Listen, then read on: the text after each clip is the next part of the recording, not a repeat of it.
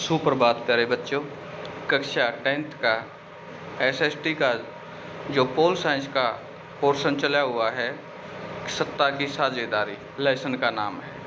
इसमें हमने दो देशों के लोकतंत्र या उस देशों की सत्ता का पावर का प्रयोग किस प्रकार से हुआ उसके बारे में जानकारी हासिल की कि बेल्जियम की क्या समझदारी दिखाई, श्रीलंका में भाषाई विवाद कैसे हुआ और वहाँ पर गृह युद्ध जैसी स्थिति बनी। उसी कड़ी को आगे बढ़ाएंगे आज हम, सत्ता की साझेदारी क्यों जरूरी है। इस प्रकार सत्ता के बंटवारे के पक्ष में दो तरह के तर्क दिए जा सकते हैं। पहला, सत्ता का बंटवारा ठीक है क्योंकि इसमें विभिन्न सामाजिक समूहों के बीच टकराव का अंदेशा कम हो जाता है, क्योंकि सामाजिक टकराव आगे बढ़कर अक्सर हिंसा और राजनीतिक अस्थिरता का रूप ले लेता है। इसलिए सत्ता में हिस्सा दे देना राजनीतिक व्यवस्था के स्थायित्व के लिए अच्छा है।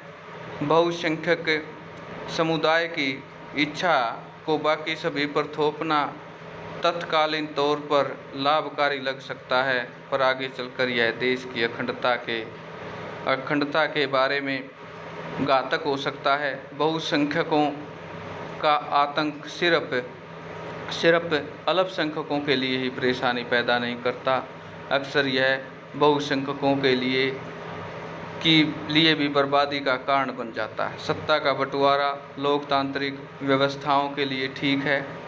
इसके पक्ष में एक और बात कही जा सकती है और वह बात कहीं ज़्यादा गहरी है। सत्ता की साझेदारी दरअसल लोकतंत्र की आत्मा है। लोकतंत्र का मतलब ही होता है जो लोग इस शासन व्यवस्था के अंतर्गत उनके बीच सत्ता को बांटा जाए और ये लोग इसी डरे में रहें।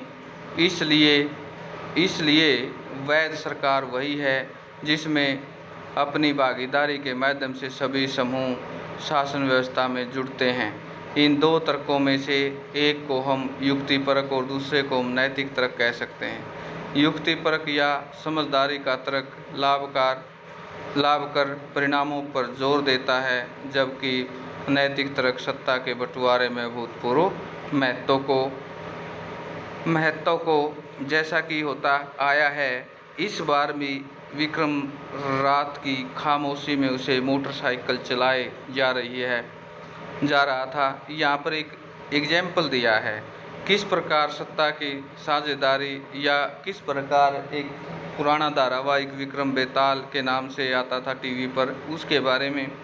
बेताल उसकी पीठ पर बैठा है हमेशा की तरह, इस बार भी यह सोचकर कि कहीं विक्रम को नींद न आ जाए, और बेताल कहानी सुनाना शुरू किया और कहानी कुछ इस प्रकार थी। ये एक उलझन है अजीब सी, इसको आप अपने तरीके से पढ़ेंगे कि किस प्रकार से एक स्वप्न के लिए किस प्रकार को दर्शाया गया है। सत्ता की साझेदारी के रूप क्या क्या हैं। राजनीतिक सत्ता का बंटवारा नहीं किया जा सकता।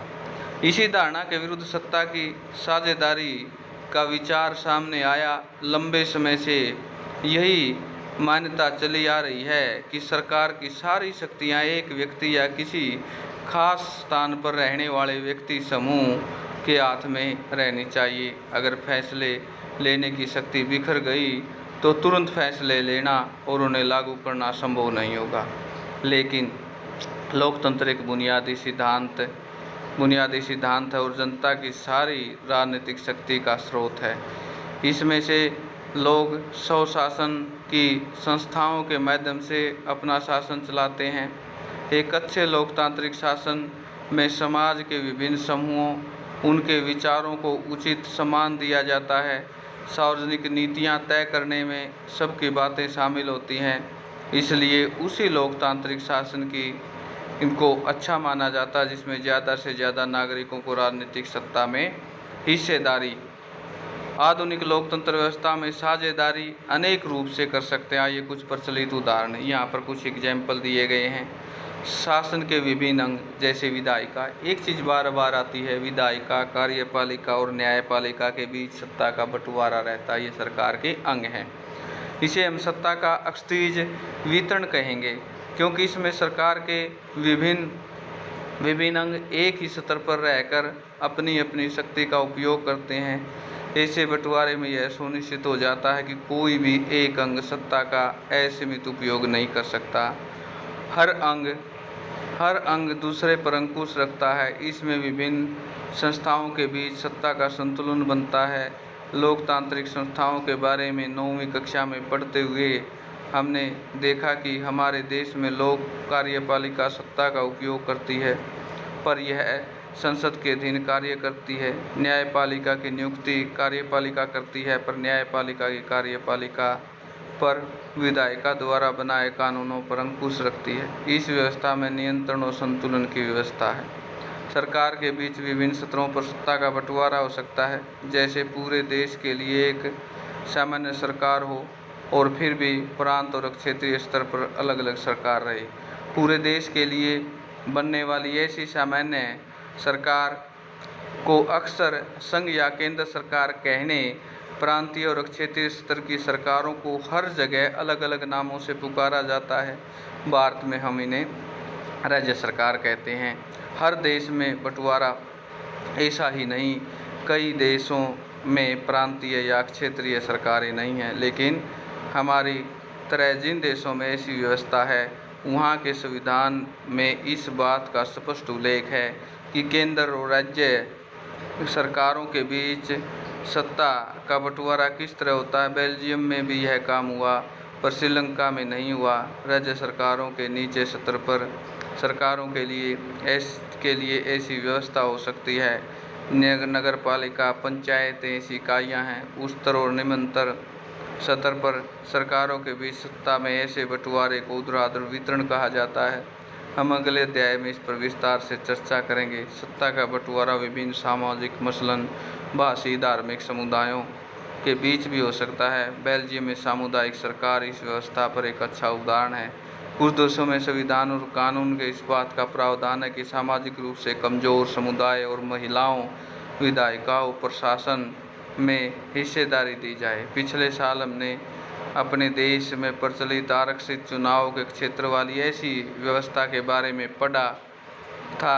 इस तरह से व्यवस्था की विधायिका प्रशासन को अलग अलग सामाजिक समूहों की हिस्सेदारी देने के लिए की जाती है, ताकि लोग खुद को शासन को अलग अलग न समझ सकें। अल्पसंख्यक समुदायों को भी इसी तरीके से सत्ता के उचित हिस्सेदारी दी जाती है। सामाजिक विविधताओं, शासन में भागीदारी, अलग अलग तरीकों से इकाई 2 में चर्चा करेंगे।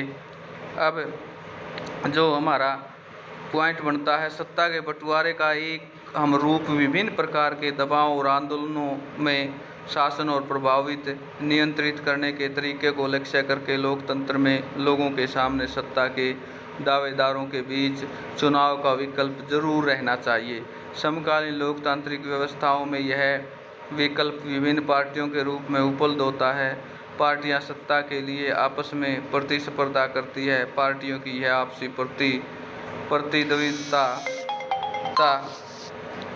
प्रतिद्वंद्विता के बारे में इस बात को सुनिश्चित कर देते हैं और यह व्यक्ति समूहों के हाथ में न रहे, यह बड़ी समयावधि पर गौर कर रहे हैं। इसे बारी बारी से अलग अलग उदाहरण, विचारधारा, सामाजिक समूह आती जाती।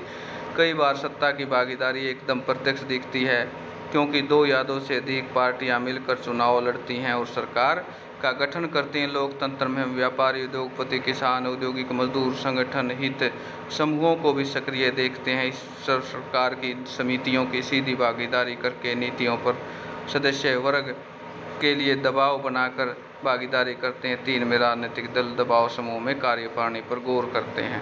तो प्यारे बच्चों, आज के लिए इतना ही। और जो मेन आपकी प्रश्न उत्तर हैं इसके जो NCERT पर आधारित हैं, वो सभी आप इनको लिखेंगे, नोटबुक में याद करेंगे और साथ के साथ जो आपकी फिर नोटबुक है उसमें ये सारी चीज़ें आप इनको लिखें, याद करें। और जैसे आज का जो सुंदर नोट्स बनेगा वो इस प्रकार से रहेगा कि सत्ता की साझेदारी क्यों ज़रूरी है, मेन चीज़। और ये यहाँ से आप प्रश्न उत्तर इनके लिख के याद करें। धन्यवाद।